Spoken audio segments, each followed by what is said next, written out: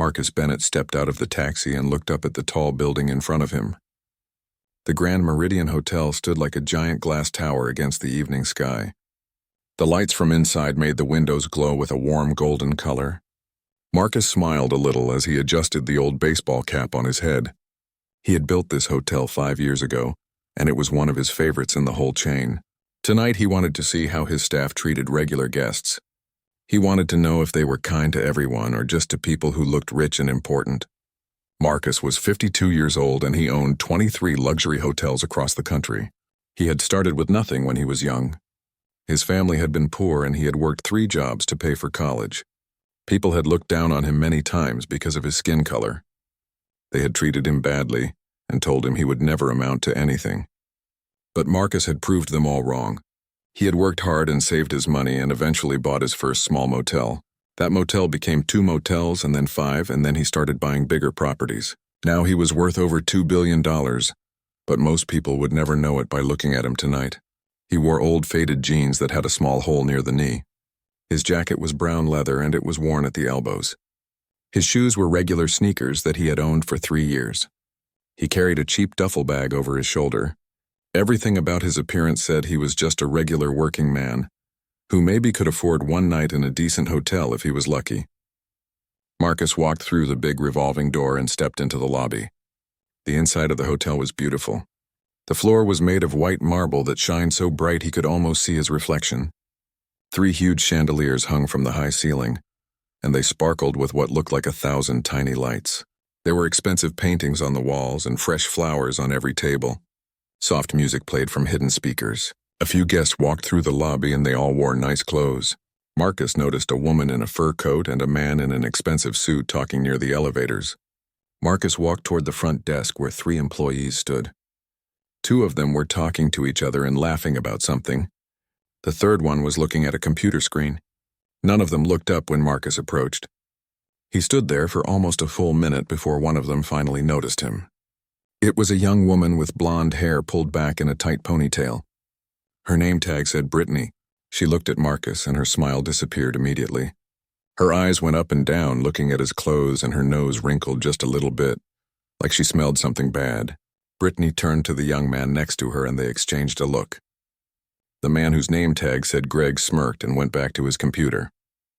Brittany sighed like Marcus was bothering her just by standing there. She did not say hello or welcome to the Grand Meridian or any of the things that Marcus had trained his staff to say to every single guest.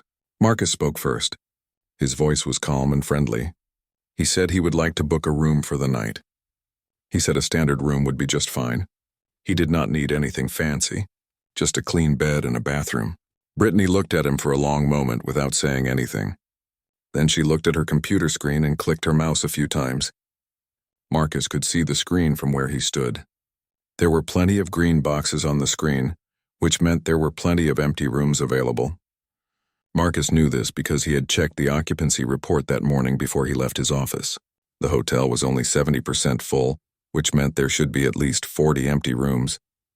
Brittany looked back at Marcus and said they were completely booked. She said there were no rooms available. Marcus felt his heart beat a little faster, but he kept his face calm. He asked if she was sure about that. He said he could see green boxes on her screen, and did that not mean there were rooms available? Brittany's face turned red and her eyes got hard. She said those rooms were reserved for their premium guests. She said this hotel was very exclusive and maybe Marcus would be more comfortable at the budget motel down the street near the highway. She said they had rooms that were much cheaper and probably more his style. Greg laughed out loud when Brittany said this. He did not even try to hide it. Marcus looked at Greg and then back at Brittany. A third employee had been standing a few feet away listening to everything. His name tag said Craig and he had the word supervisor written under his name. Craig did not tell Brittany to stop. He did not say she was being rude or inappropriate. Instead, Craig nodded his head like he agreed with everything Brittany had said. Marcus asked one more time if this was their final answer. He kept his voice quiet and steady. He did not raise his voice or get angry even though he felt anger burning in his chest. Brittany crossed her arms and said yes, this was final. She said the hotel had the right to refuse service to anyone. She told Marcus to have a good evening in a voice that made it clear she wanted him to leave right away. Marcus stood there for another moment looking at all 3 of them. Then he nodded slowly and turned away from the desk. But he did not leave the hotel. Instead, he walked over to the seating area near a big fountain in the corner of the lobby. He sat down in a soft chair and pulled out his phone. He pretended to look at his messages, but really he was watching the front desk. He wanted to see if this was how they treated everyone or just people who looked like him. Marcus sat in the chair and watched everything that happened at the front desk. He did not have to wait long before other guests started arriving. The first guests were a young couple who looked like they were in their 20s. The man wore jeans and a regular shirt. The woman had on yoga pants and a sweatshirt. They carried backpacks and looked tired, like they had been traveling all day. Their clothes were just as casual as Marcus's clothes. Maybe even more casual. Marcus leaned forward a little to watch what would happen. Brittany's whole face changed when she saw the young couple. She smiled big and her voice became sweet and friendly. She said welcome to the Grand Meridian and asked how she could help them today. The young man said they would like a room for 2 nights. Brittany typed on her computer and said of course they had rooms available. She showed them 3 different options and explained what came with each room. She told them about the free breakfast and the pool and the gym. She was completely different than she had been with Marcus just 5 minutes earlier. The couple picked a room and Brittany processed their payment. She gave them their key cards and told them to enjoy their stay. She even called for someone to help them with their bags even though they only had backpacks. Greg came around the desk and showed them to the elevators. Everyone was so nice and helpful. Marcus felt sick to his stomach watching it. He knew exactly what was happening. He knew exactly why they were treating this couple so well while they had treated him so badly. It was because of the color of their skin. 10 minutes later, another guest arrived. This man was older, maybe in his 60s. He wore a tracksuit and athletic shoes like he had just come from the gym. His hair was messy and he had not shaved in a few days. He looked even more casual than Marcus. But when he walked up to the desk, Brittany smiled again. She greeted him warmly and asked how she could help. The man said he needed a room for 1 night. Brittany found him a room immediately. Then she did something that made Marcus grip the arms of his chair. She offered the man an upgrade. She said they had a deluxe room available with a better view, and she could give it to him for the same price as the standard room. The man accepted happily and thanked her. Marcus watched 2 more guests get checked in over the next 20 minutes. Both were treated well. Both got friendly service and helpful information about the hotel. Then something happened that made Marcus decide he had seen enough. An elderly woman walked through the revolving door carrying several shopping bags. She looked exhausted. Her gray hair was a bit messy, and she wore comfortable clothes for traveling. Her skin was dark brown and she walked slowly like her feet hurt. She made her way to the front desk and set down her bags with a tired sigh. Brittany looked up and her expression changed again. The smile disappeared. The friendly voice went away.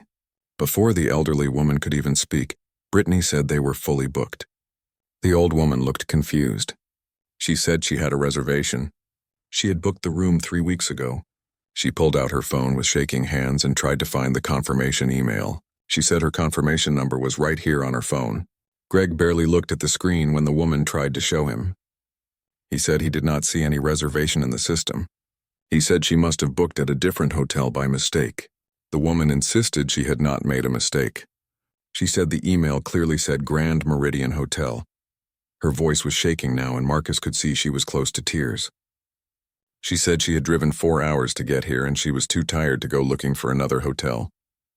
Craig, the supervisor, finally stepped forward, but he did not help the situation.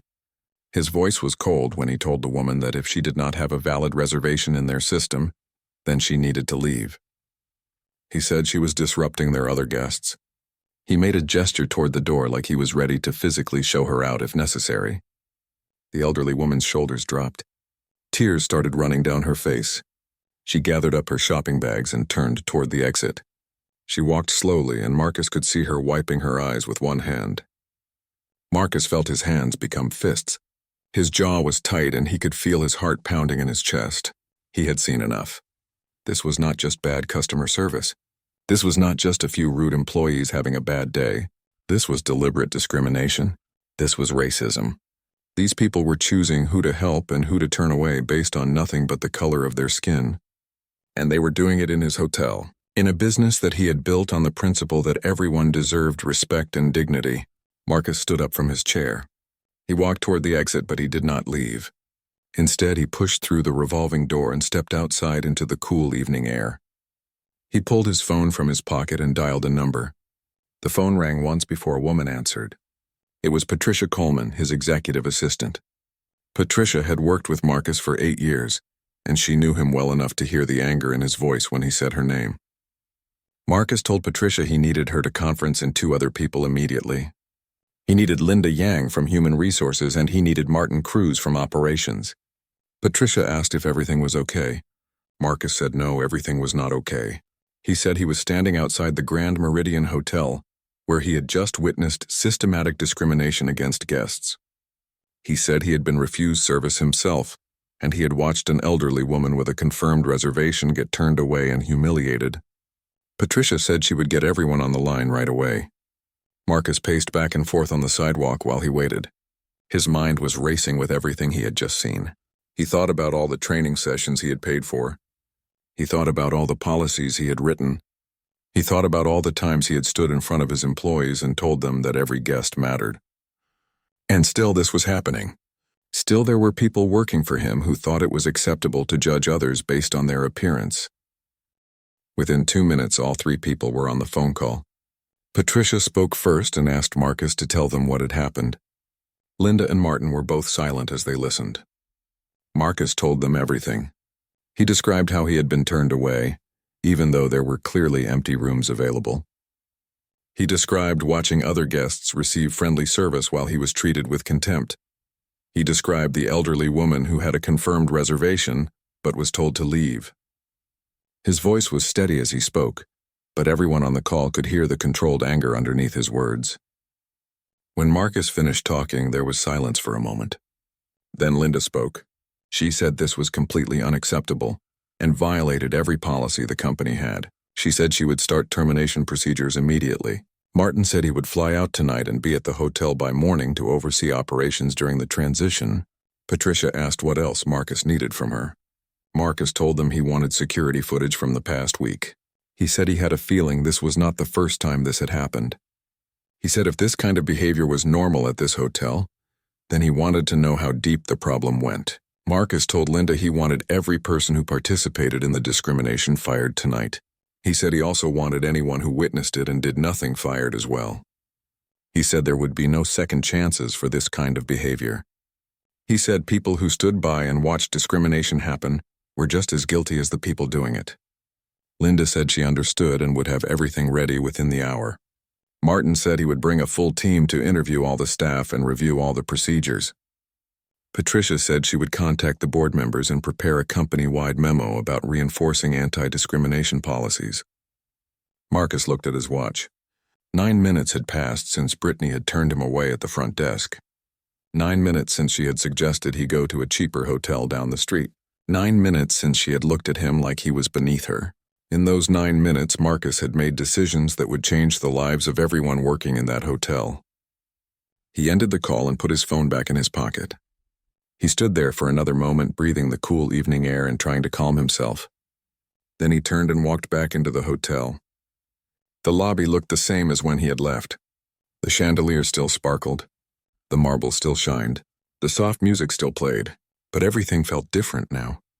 Marcus walked across the lobby with his head up and his shoulders back. He walked directly to the front desk where Brittany and Greg were still talking to each other. Craig was standing nearby looking at his phone. None of them noticed Marcus approaching until he was standing right in front of them. Brittany looked up and recognized him immediately. Her face showed annoyance and anger. She opened her mouth to say something, but Marcus spoke first. His voice was calm, but there was steel in it. He said he would like to speak to the general manager right now. Brittany rolled her eyes and said the general manager did not meet with walk-ins. She said Marcus needed to leave or she would call security. Greg laughed and told Marcus he really needed to go. He called Marcus buddy in a way that was meant to be insulting. Craig stepped forward, trying to look intimidating. He was taller than Marcus and he puffed out his chest. He said Marcus was creating a disturbance and needed to leave immediately. He said if Marcus did not leave right now, then he would be escorted out by security. Marcus looked at all 3 of them. He looked at their faces and their body language and their complete certainty that they had power over him. Then Marcus spoke again, and what he said made all 3 of them freeze. Marcus said his name was Marcus Bennett. He said he owned this hotel. He said he owned the entire hotel chain. He said in approximately 3 minutes, several members of his executive team would be walking through the front door. The effect of his words was immediate. Brittany's face went completely white. Her mouth opened but no sound came out. Greg stopped laughing and took a step backward. Craig's confident expression crumbled and was replaced by fear. They all just stared at Marcus like he had suddenly transformed into a different person. Brittany finally found her voice. It came out as a whisper. She said that was impossible. She said Marcus Bennett was. And then she stopped talking because she realized what she was about to say. Marcus finished the sentence for her. He asked if she was going to say that Marcus Bennett was not supposed to be a black man. He asked if she had made assumptions about what the owner of a luxury hotel chain should look like. Brittany started shaking her head, but no words came out. Marcus pulled his wallet from his pocket. He took out his corporate identification card and placed it on the counter. The card had his photo and his name and his title, Founder and Chief Executive Officer. Next to it, he placed a business card with the company logo and all his contact information. Brittany picked up the ID card with trembling hands. She stared at it like she could not believe what she was seeing. Greg and Craig crowded around to look at it too. The lobby had gotten very quiet. Other guests had noticed something was happening and they had stopped to watch. Some of them had pulled out their phones and were recording. Marcus did not care. He wanted people to see this. He wanted witnesses to what was about to happen. He turned slightly so he could address all 3 employees at once. Marcus said he had come here tonight to see how his staff treated ordinary guests. He said what he had discovered was a culture of discrimination that went against everything his company stood for. He said they had not just turned him away. He said he had watched them humiliate an elderly woman who had a confirmed reservation. He said he had watched them extend courtesy and kindness to some guests while denying basic respect to others. He said they had made their decisions based solely on the color of people's skin. Marcus said he had built this company from nothing. He said he had worked his entire life to create hotels where everyone would feel welcome. He said he had experienced discrimination himself more times than he could count. He said he knew exactly what it felt like to be judged unfairly and treated as less than human. He said that was why he had worked so hard to build something different, something better, and now he was standing in his own hotel watching his own employees do the exact same thing that had been done to him. Dorothy thought for a moment before responding. She said she did not want money or free stays beyond what had already been offered. What she wanted was for Marcus to promise that he would really follow through on the changes he was talking about. She said too many times companies apologized and made promises, but nothing actually changed. She said if Marcus was serious about creating inclusive hotels, then he needed to stay serious about it even after the media attention died down. She said it was easy to do the right thing when everyone was watching, but the real test was what happened when no one was paying attention anymore. Marcus nodded and said he understood completely. He said that was exactly why he was implementing systems to ensure accountability. He said the diversity task force would have direct access to him. He said the anonymous reporting system would be monitored by an independent third party. He said diversity metrics would be part of how managers were evaluated and compensated. He said he would personally visit his hotels regularly without announcement to see how things were really operating. He promised Dorothy that this was not just about good publicity. This was about living up to the values he had always claimed to hold. Dorothy smiled for the first time since entering the room. She said she believed him. She said she could tell he genuinely cared, and that made all the difference. She said she would take him up on the complimentary weekend stay, and she would bring her granddaughter with her. She said if the experience was good, she would become a loyal customer and would recommend his hotels to everyone she knew. Marcus thanked her again and they shook hands. Patricia escorted Dorothy to the front desk where she was checked in with the best service the hotel could provide. After Dorothy left, Marcus turned to his team. He said meeting with her had reinforced why this work was so important. He said it was not just about protecting the company's reputation or avoiding lawsuits. It was about treating human beings with the respect they deserved. He said every guest who walked through their doors was someone's mother or father or grandparent. They were people with lives and stories and feelings, and the way his employees treated them mattered. Over the next 2 weeks, Martin conducted his comprehensive audit. He interviewed 63 employees. He reviewed hundreds of documents. He watched hours of security footage. What he found was that the discrimination was primarily concentrated in the evening shift at the front desk. Craig had created a toxic culture among his team and had actively discouraged people from reporting problems. However, Martin also found that Kenneth Price had received complaints but had not taken them seriously enough. Kenneth had assumed the complaints were exaggerated or that they reflected misunderstandings rather than genuine discrimination.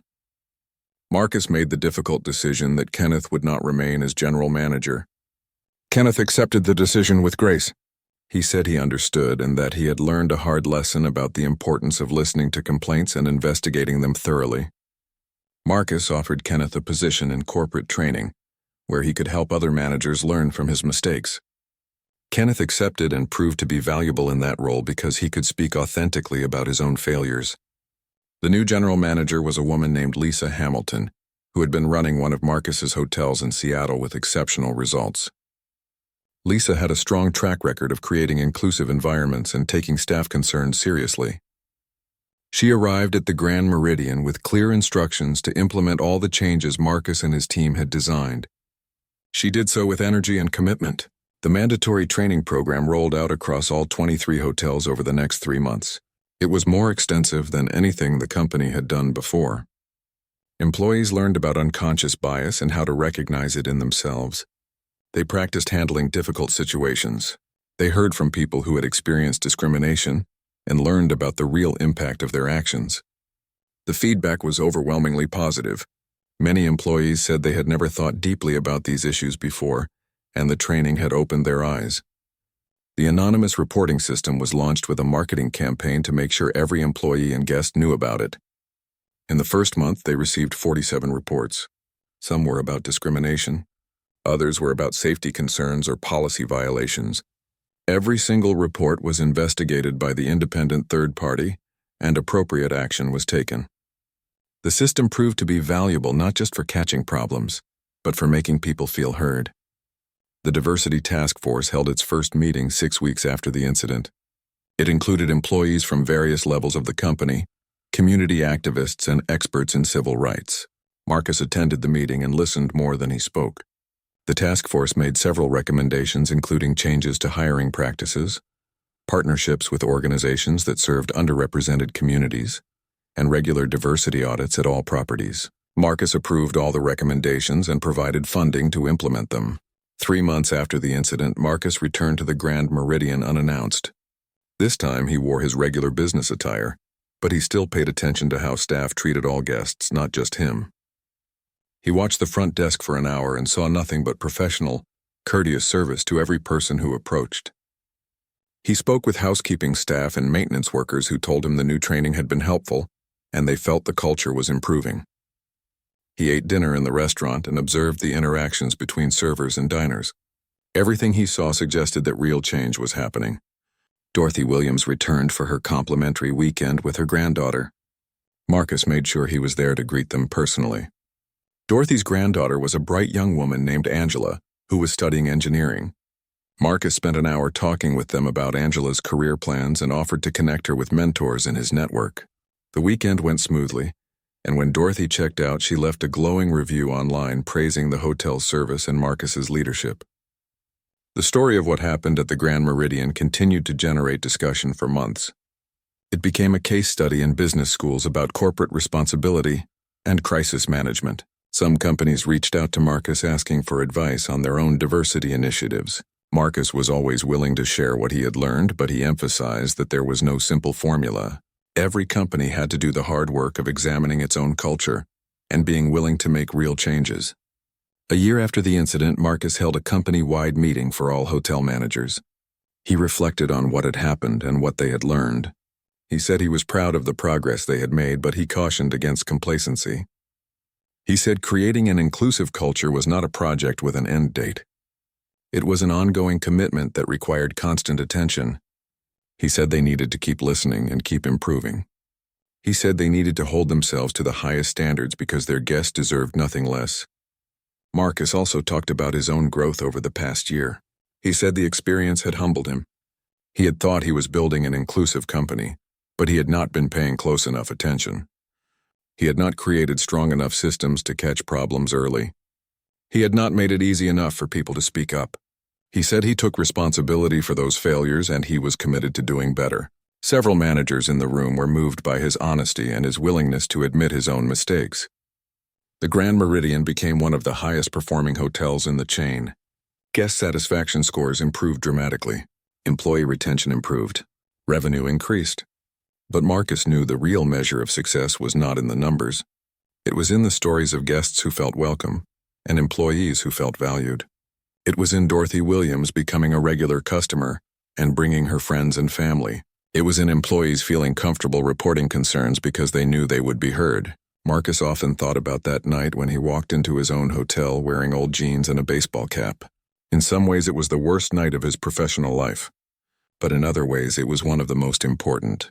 It had forced him to confront uncomfortable truths. It had pushed him to make real changes rather than cosmetic ones. It had reminded him of why he started his business in the first place. And it had shown him that it was never too late to do better. Years later, when people asked Marcus about the incident, he always said the same thing. He said he wished it had never happened, but he was grateful for what it taught him. He said discrimination was still a problem in society and in business. He said companies had a responsibility to be part of the solution rather than part of the problem. And he said the only way to create real change was to be willing to look honestly at yourself, acknowledge your failures, and commit to doing the hard work of improvement. That message resonated with many people, and Marcus became known not just as a successful businessman, but as a leader who genuinely cared about doing what was right. The front doors of the hotel opened and Patricia Coleman walked in. She was a tall woman in her 40s wearing a business suit despite the late hour. Behind her came two security officers in uniform, and a woman with dark hair pulled back in a bun. Marcus recognized Linda Yang immediately. She carried a briefcase and wore an expression that meant business. Right behind them came Martin Cruz with his tablet in his hand and a look of barely contained anger on his face. All five of them walked across the lobby in formation like they had practiced it. Every person in the lobby watched them approach. Patricia stopped in front of the desk and addressed Marcus formally. She said good evening and called him Mr. Bennett. Then she turned to face the three employees and introduced herself as his executive assistant. She introduced Linda as the Director of Human Resources and Martin as the Vice President of Operations. Her voice was professional but cold. Brittany had started crying. Tears ran down her face and her mascara left black streaks on her cheeks. Greg had gone completely silent and he looked like he might be sick. Craig tried one more time to save the situation. Craig said there must have been some kind of misunderstanding. He said they were simply following protocol. He said surely Mr. Bennett could understand that they were just trying to maintain standards for the hotel. Marcus interrupted him. His voice was sharp when he asked what protocol Craig was talking about. He asked Craig to show him the written protocol for discriminating against guests based on their race. He said he would very much like to see that policy because he certainly had never written it or approved it. Craig's mouth opened and closed, but no words came out. Linda stepped forward and her voice cut through the tension like a knife. She addressed all three employees by their full names. She said as of this moment they were terminated from employment with Bennett Hospitality Group. She said their access badges were deactivated effective immediately. She said they had 15 minutes to collect any personal belongings from the office under security supervision. She said they would receive their final paychecks according to state law, but there would be no severance packages. She said their actions tonight constituted gross misconduct and clear violation of company policy. Greg finally spoke. His voice was high and panicked. He said they could not do this. He said it was unfair termination and they would sue. He said they would get lawyers and fight this. Martin looked up from his tablet. His voice was ice cold when he spoke. He said, please do try to sue. He said they had security footage from tonight showing clear discrimination. He said they had witness testimony from Mr. Bennett himself, who was the owner of the company. He said they also had footage from the past week which showed this was not an isolated incident. Martin tapped his tablet screen and turned it around so everyone could see. He said he had already pulled up their internal communications. He said there were text messages between the three of them mocking guests of color. He said there were racist jokes shared back and forth. He said there were explicit discussions about strategies to deny service to people they considered undesirable. Martin scrolled through the messages, reading some of them out loud. Each message was worse than the last. Brittany's crying got louder. Craig's face turned bright red. Craig suddenly exploded with anger. He shouted that this was ridiculous. He said it was all because of one misunderstanding. He said they were being fired over nothing. He said this was an overreaction and completely unfair. Marcus stepped closer to Craig and his voice dropped to almost a whisper, but everyone in the lobby could still hear him. He said this was not one misunderstanding. He said this was deliberate and calculated discrimination. He said this was not one incident but a pattern of behavior. Marcus asked Craig how many people they had turned away over the past months. He asked how many guests had left this hotel feeling humiliated and unwelcome.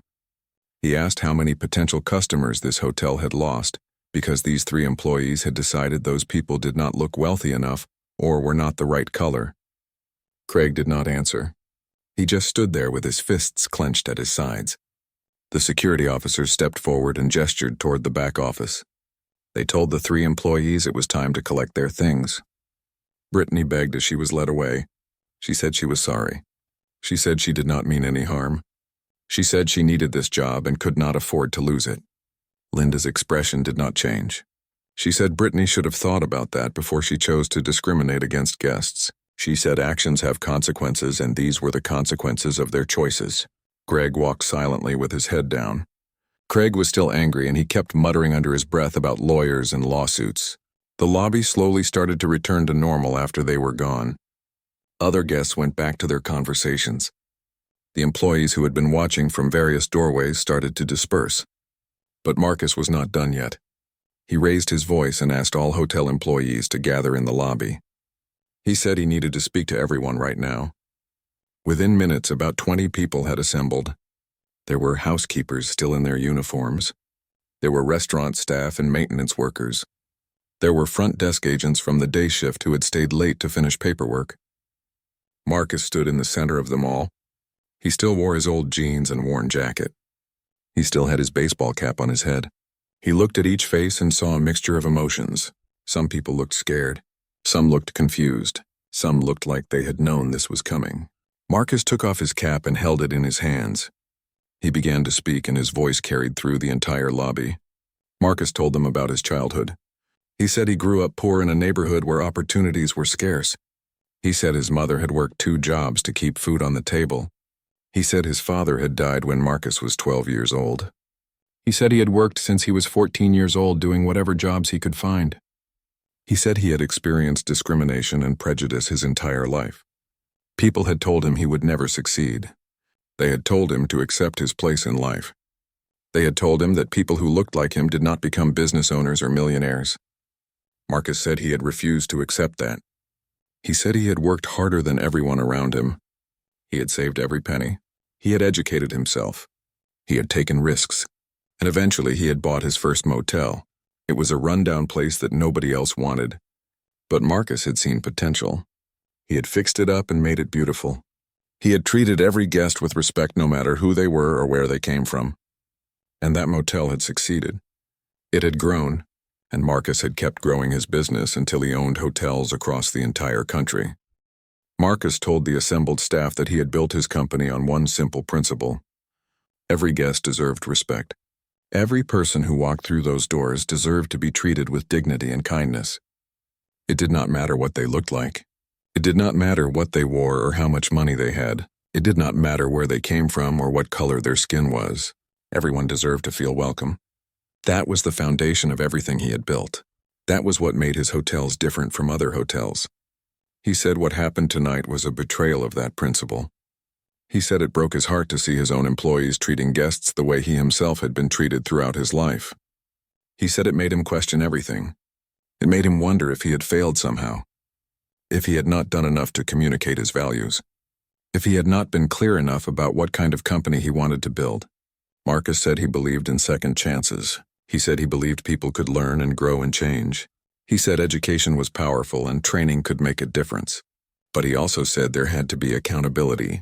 He said what happened tonight could not be ignored or swept under the rug. He said the 3 employees who were just fired had made their choices, and now they had to live with the consequences. But he said everyone else in that lobby had a choice to make too. He said if anyone had witnessed discrimination and stayed silent, they needed to ask themselves why. He said if anyone had participated in any way, even small ways, they needed to own that and commit to doing better. He said this was a wake-up call for everyone, including himself. He said they could all do better and they must do better. Marcus said he would be implementing new policies. There would be mandatory training for everyone. There would be new ways for guests and employees to report concerns anonymously. There would be a task force dedicated to diversity and inclusion. Marcus said he was not looking to fire everyone. He said he was looking for people who genuinely wanted to create a welcoming environment for all guests. He said mistakes happen, and people have unconscious biases that they might not even be aware of. But he said the key was being willing to recognize those biases and work to overcome them. He said the key was caring enough to try. He asked everyone in that lobby if they were willing to try. He asked if they were willing to commit to the values his company was founded on. One by one, heads started to nod. A housekeeper near the back raised her hand and said she was ashamed that she had heard some of the comments from the front desk staff and had not reported them. She said she had told herself it was not her business, but now she realized that was wrong. She said she should have said something. Another employee, a young man who worked in maintenance, said he wanted to do better. He said he had grown up in a small town where everyone looked the same, and he had never really thought about these issues before. He said he wanted to learn. More people spoke up. They shared their own experiences and their own regrets. Some admitted they had made assumptions about guests based on appearance. Others said they had witnessed things that made them uncomfortable, but they had not known what to do. The conversation went on for almost an hour. Marcus listened to all of them. He did not judge or interrupt. He just listened, and slowly the mood in the lobby began to shift. The fear and tension started to be replaced by something else, a sense of purpose, a feeling that maybe something good could come from this terrible situation. Eventually, Marcus thanked everyone for their honesty. He said the real work would begin tomorrow. He said Martin would be staying for 2 weeks to help implement the new policies and conduct a full audit. He said anyone who wanted to could schedule time to talk with Martin or Linda privately. He said their jobs were not in danger for being honest about past mistakes. He said the only people who needed to worry were people who were not willing to change. The staff slowly dispersed and went back to their duties. Patricia approached Marcus and handed him something. It was a key card. She said she had taken the liberty of preparing a room for him. She suggested the presidential suite. Marcus smiled and shook his head. He said he wanted a standard room. He wanted the exact type of room that Brittany had told him he was not good enough for. Patricia smiled back and said she had anticipated that. She said room 412 was ready for him. She said it had a nice view of the city. Marcus took the key card and thanked her. He told Patricia, Linda, and Martin that they should all go get some rest. He said tomorrow would be a long day. He said they would meet at 8 in the morning to start going through everything. They all agreed and began to gather their things. Marcus watched them leave and then he turned toward the elevators. He was exhausted. The emotional weight of the evening had drained him more than any physical work could have. As Marcus rode the elevator up to the 4th floor, he thought about Dorothy Williams. That was the name of the elderly woman who had been turned away. Patricia had already tracked her down and reached out to her. Dorothy had accepted their apology and agreed to return as a guest of the hotel with a full refund and a complimentary weekend stay. Marcus wanted to meet with her personally when she came back. He wanted to apologize face to face. He wanted her to know that what happened to her was wrong and would never happen again. Marcus found room 412 and slid the key card into the lock. The light turned green and he pushed the door open. The room was exactly what he had expected. Clean and comfortable, but not overly fancy. There was a queen-sized bed with white linens, a desk with a chair, a television on the wall, a bathroom with fresh towels, and a window that looked out over the city. Marcus walked to the window and stood there looking at the view. The city stretched out before him in every direction. Thousands of lights twinkled in the darkness. Each light represented people living their lives, people working and struggling and hoping for better days, people who deserved to be treated with respect and dignity. Marcus thought about all the times he had been judged unfairly, all the times someone had looked at him and made assumptions, all the times he had been told he did not belong somewhere.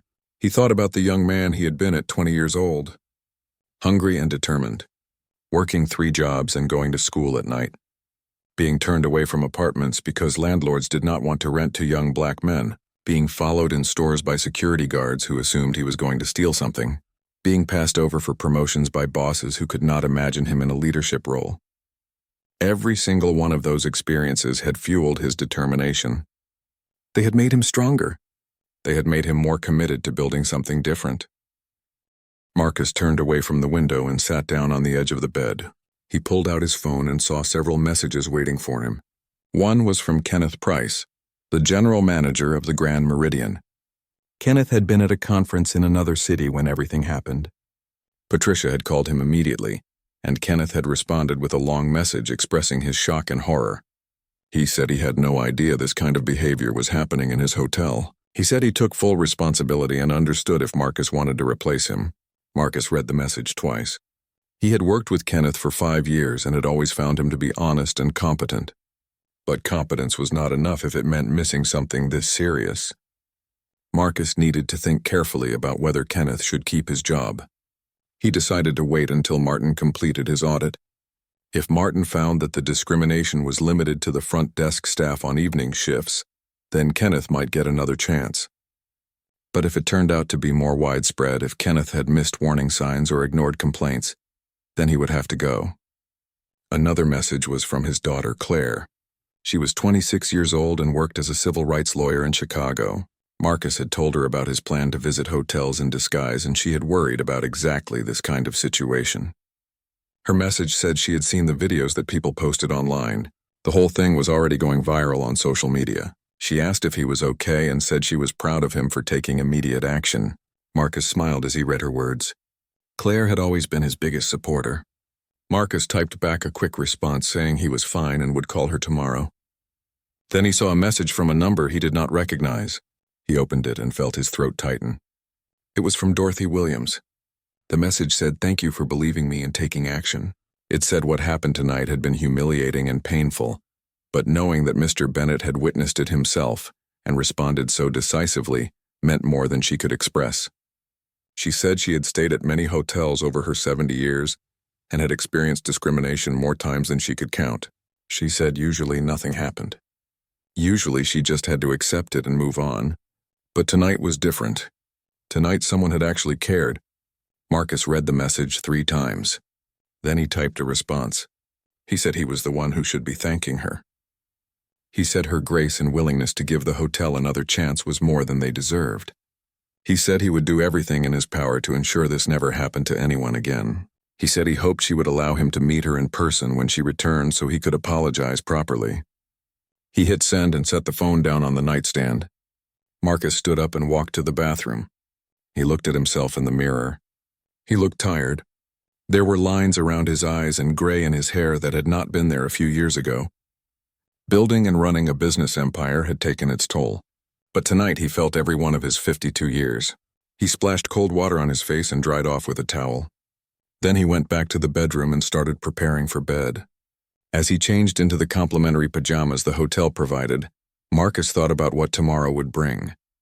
The news would spread fast. The story was already on social media, and by morning it would probably be picked up by news outlets. Some people would praise his response. They would say he did the right thing by firing the employees immediately. Others would criticize him. They would say he overreacted or that everyone deserves a second chance. There would be debates and arguments and hot takes from people who had not been there and did not understand what it felt like to be judged solely on the color of your skin. Marcus did not care about the criticism that would come. He had made his decision based on his values and he knew it was right. What he did care about was making sure this never happened again, not just at the Grand Meridian, but at any of his hotels. He needed to take a hard look at his entire operation. He needed to figure out how this had happened in the first place and what systems had failed. Training was part of the answer, but it was not the whole answer. He needed to change the culture.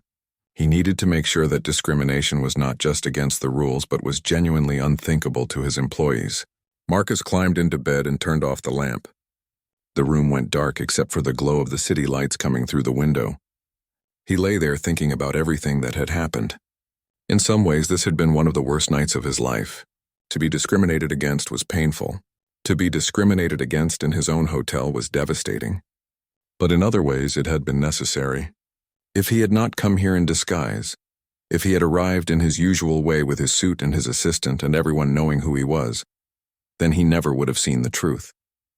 Sometimes you had to strip away all the layers to see what was really underneath. Sometimes you had to experience things from the perspective of the people who had no power or privilege. Marcus had built his entire business philosophy around empathy and understanding. He had tried to never forget what it was like to be powerless. But running a billion-dollar company had inevitably created distance between him and the everyday realities his guests faced. Tonight had closed that distance. Tonight had reminded him why he started this business in the first place. Marcus thought about his mother. She had died 3 years ago, but he still missed her every day. She had been a housekeeper at a hotel when Marcus was growing up. She had cleaned rooms for minimum wage and dealt with rude guests and demanding managers. She had come home every night exhausted, but she had never complained. She had just wanted to provide for her family. Marcus remembered going to visit her at work sometimes. He remembered how some guests treated her like she was invisible, how they would leave terrible messes for her to clean up, how they would complain about insignificant things and get her in trouble with management. Those memories had shaped Marcus more than anything else. When he finally had enough money to buy his first motel, he had made a promise to himself. He would treat his employees the way his mother should have been treated, with respect and fair wages and opportunities to advance. He would create a workplace where people felt valued, and he would create a guest experience where everyone felt welcome. That promise had guided every decision he made as his business grew. Tonight had shown him that somewhere along the way that promise had been broken, at least at this hotel and possibly at others. The question now was how to fix it, how to rebuild and reinforce the culture he wanted. Marcus knew it would not be easy. Changing culture never was. It required constant attention and vigilance. It required leading by example. It required being willing to have difficult conversations and make hard decisions. Marcus woke up early the next morning as sunlight streamed through the window. He had not slept well. His mind had kept running through everything that needed to be done. He got up and showered and put on the same clothes from the night before. Then he went downstairs to meet with his team. Patricia, Linda, and Martin were already in the conference room with coffee and breakfast. They had set up laptops and tablets and had documents spread across the table. They all looked as tired as Marcus felt, but they were ready to work. Martin started by presenting his preliminary findings from the security footage. He had spent most of the night reviewing video from the past 2 weeks. What he found was disturbing but not entirely surprising. There had been at least 8 other incidents where guests of color were turned away despite available rooms. There had been numerous instances of staff making jokes and comments that were inappropriate, and there was clear evidence that Craig the supervisor had been aware of the behavior and had done nothing to stop it. In fact, he had encouraged it. Linda had been working on the termination paperwork and on reaching out to the guests who had been discriminated against. So far, she had been able to contact 5 of them. All 5 had confirmed that they were treated poorly and turned away. One man said he had tried to complain to management, but his complaint had been ignored. A woman said she had written a negative review online, but the hotel never responded. Linda said she was offering all of them compensation and a sincere apology. Most were willing to accept, but understandably hesitant about returning to the hotel. Patricia had been managing the media response. The story had indeed gone viral overnight. Several news outlets had picked it up and were running headlines about the billionaire CEO who was discriminated against at his own hotel. Social media was full of people discussing what had happened. Some praised Marcus for his response. Others criticized him for not doing surprise inspections at all his hotels regularly. Patricia had prepared a statement that Marcus would need to approve before it was released to the press. Marcus read the statement carefully. It acknowledged what had happened. It took responsibility for failing to prevent the discrimination. It outlined the immediate actions taken, including the firings, and it committed to implementing comprehensive changes across the entire company. Marcus made a few edits to make the language stronger and more personal. He wanted people to understand this was not just about good business practices. It was about basic human decency. The team spent the next several hours going through every detail. Martin presented his plan for the audit he would conduct. He would interview every staff member individually. He would review all policies and procedures. He would examine hiring practices and training programs. He would look at guest complaints going back a full year. The audit would be thorough and would take at least 2 weeks to complete. Marcus approved the plan and told Martin he had full authority to make recommendations for changes. Linda presented her plan for the new training program. It would be mandatory for all employees at all hotels. It would cover unconscious bias, cultural sensitivity, and practical strategies for creating an inclusive environment. It would include real scenarios and role-playing exercises. Most importantly, it would be an ongoing program rather than a one-time session. Employees would be required to complete refresher training every 6 months. Linda had already contacted several diversity and inclusion experts to help develop the curriculum. Marcus asked about the 4 employees who had witnessed discrimination and failed to report it. Linda said she recommended they not be fired but be placed on probationary status. They would be required to complete additional training, and their performance would be monitored closely. If they witnessed any future incidents and failed to report them, they would be terminated immediately. Marcus agreed with this approach. He believed in giving people a chance to learn and grow, but that chance came with clear expectations. Patricia brought up the issue of Kenneth Price, the general manager. She said Kenneth had been calling repeatedly asking to speak with Marcus. He had offered to resign. He had expressed deep remorse for not being aware of what was happening. Patricia said Kenneth seemed genuinely shocked and upset. Marcus said he wanted to speak with Kenneth personally, but not until Martin's audit was complete. He said Kenneth's future with the company would depend on what the audit revealed about his oversight and leadership. The meeting continued through lunch and into the afternoon. They discussed creating an anonymous reporting system where guests and employees could flag concerns without fear of retaliation. They discussed adding diversity metrics to manager performance reviews. They discussed increasing the diversity of the hiring process itself, starting with the HR team. They discussed partnering with community organizations that worked on civil rights issues. Every suggestion was evaluated and most were approved. This was not going to be a superficial response. This was going to be a fundamental transformation of how the company operated. Around 3 p.m, Patricia's phone rang. It was the front desk calling to say that Dorothy Williams had arrived at the hotel. She had decided to come back sooner rather than waiting for the weekend. Marcus immediately stood up and said he wanted to meet with her right away. He asked Patricia to escort Mrs. Williams to the conference room. He wanted to apologize to her personally and hear about her experience in her own words. 5 minutes later, Patricia returned with Dorothy Williams. She was a small woman with silver hair and kind eyes. She wore a simple dress and comfortable shoes. She looked nervous as she entered the room full of executives. Marcus immediately walked over and extended his hand. He introduced himself and thanked her for coming. He gestured to a chair and asked if she would like some water or coffee. Dorothy accepted the water and sat down slowly. Marcus sat across from her and looked directly into her eyes. He said he wanted to apologize for what had happened to her. He said there was no excuse for the way she had been treated. He said as the owner of the company, he took personal responsibility. He said he had built this business to be a place where everyone felt welcome and he had failed her. Dorothy listened quietly and Marcus could see tears forming in her eyes again. When Marcus finished his apology, Dorothy was silent for a moment. Then she spoke in a soft but steady voice. She said she appreciated his apology more than he knew. She said she had experienced discrimination many times in her 70 years. She said sometimes it was overt like what happened last night.